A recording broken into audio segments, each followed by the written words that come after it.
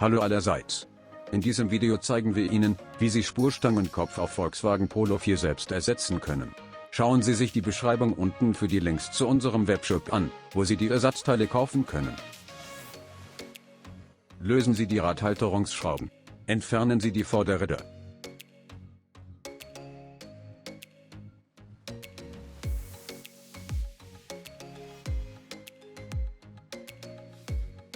Verwenden Sie einen Maulschlüssel Nummer 13 und Nummer 21. Lösen Sie die Kontermutter des Spurstangenkopf und der Zugstange.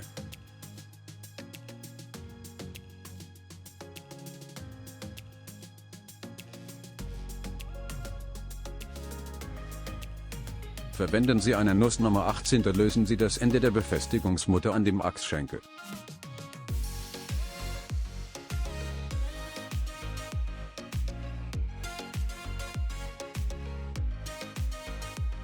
Verwenden Sie einen speziellen Abzieher, um den Spurstangenkopf herauszunehmen.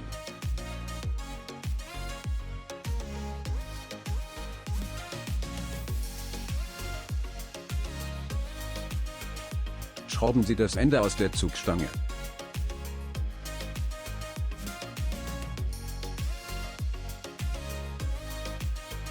Schrauben Sie einen neuen Spurstangenkopf an.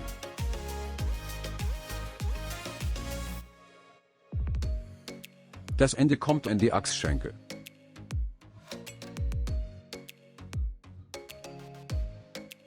Verwenden Sie eine Nuss Nummer 18. Befestigen Sie die Befestigungsmutter an dem neuen Spurstangenkopf.